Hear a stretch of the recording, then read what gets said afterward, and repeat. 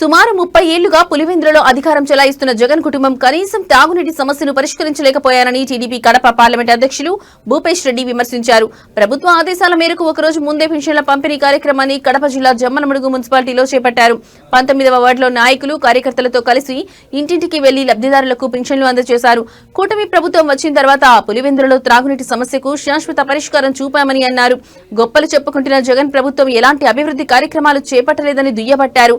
తమ ప్రభుత్వంలో అన్ని సామాజిక వర్గాలకు న్యాయం జరిగేలా ప్రణాళికలు తయారు చేసి అభివృద్ధి ఫలాలు అందజేస్తున్నామన్నారు. రైతుల కళ్లల్లో ఆనందం చూడాలని 90% సబ్సిడీతో బిందు సేద్యం పరికరాలను అందజేసే పథకాన్ని పునఃప్రారంభించామన్నారు. ఈ ఏడాది మాదిరిగా వచ్చే ఏడాది కూడా బాగుండాలని ఆకాంక్షించారు. బీటెక్ రవి గారు మనం కూడా పులివెందలలో డెవలప్మెంట్ ఏ విధంగా జరుగుతుంది, ఈవెన్ తాగునీటికి కూడా గత ప్రభుత్వం పట్టించుకోకపోతే ఈ ప్రభుత్వంలో మున్సిపాలిటీకి పులివెందల మున్సిపాలిటీకి కూడా సిపిడబ్ల్యూఎస్ స్కీమ్ ద్వారా ఆర్డబ్ల్యూఎస్ కింద ఆ కార్యక్రమాన్ని కూడా పూర్తి చేయడం జరుగుతూ ఉంది. ఈ మాట ఎందుకు చెప్తున్నామంటే దాదాపు 30-40 ఏళ్ల నుంచి ఒకటే కుటుంబం పులివెందుల మున్సిపాలిటీ పరిపాలిస్తుంది. వాళ్ళు ఈ రోజు పోయి కలెక్టర్లకు ఆర్డీఓలకు రిప్రజెంటేషన్ ఇస్తున్నారు తాగునీటి సమస్య ఉందని.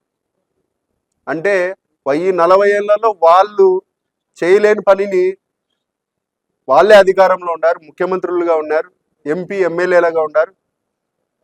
ఏదైనా పని చేయాలంటే మాకే ముందు కావాలని పులివెందులకు తీసుకొని పోయేటోళ్ళు ఈరోజు తాగునీటి వ్యవస్థను కూడా పట్టించుకోకుండా పోయినారు ఆ గత ప్రభుత్వం. ఇక్కడనే మీకు తెలుస్తుంది వాళ్ళ పరిస్థితి ఏందనేది.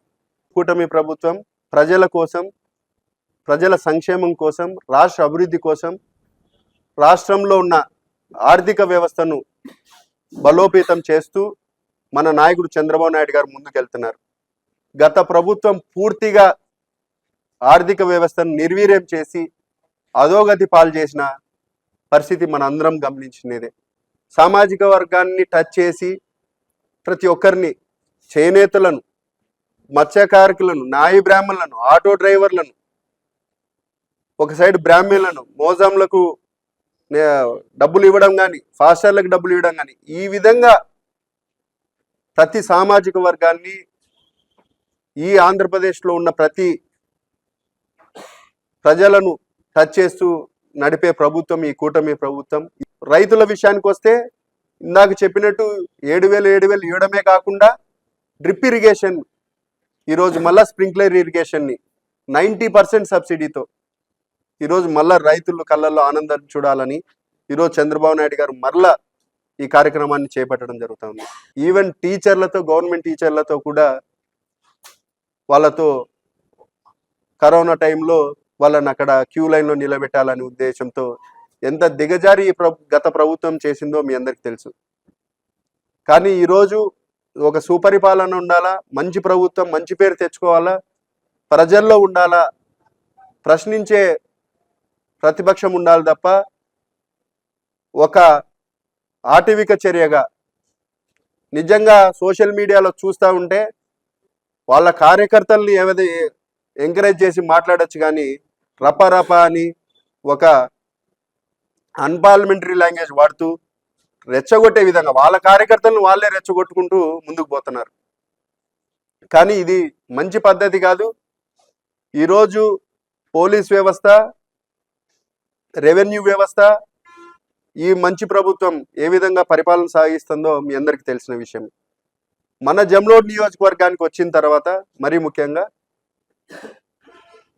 గండికోట టూరిజం కానీ, మన చిన్నాయన ఆదినారాయణ రెడ్డి గారు ఎమ్మెల్యే గారు సహకారంతో ఆయన 4వ సారి ఎమ్మెల్యేగా కావడము, ఒక నియోజకవర్గం మీద అభివృద్ధి మీద పట్టు ఉండడము, ఒక సైడ్ పంచాయతీరాజ్ కానీ, గ్రామీణ ఉపాధి కానీ, ఆర్ఎన్బి కానీ, సిఎస్ఆర్ కాలం కానీ, సాస్కీ ఫండ్స్ తీసుకొని రావడంలో కానీ ప్రతి విషయంలో ఆయన ఎక్స్పీరియన్స్ ఈ నియోజకవర్గానికి ఉపయోగపడిందని కూడా ఈ సందర్భంగా తెలియజేస్తున్నాను. వచ్చే 2020-26 కూడా మన రాష్ట్రం బాగుండాలా, రాష్ట్రంలో ప్రజలు బాగుండాలా, అందరికీ కడప జిల్లా ప్రజలందరికీ మరొకసారి నూతన సంవత్సర శుభాకాంక్షలు తెలియజేసుకుంటూ ఈ అవకాశం ఇచ్చిన పెద్దలకు ధన్యవాదాలు. Thank you so much.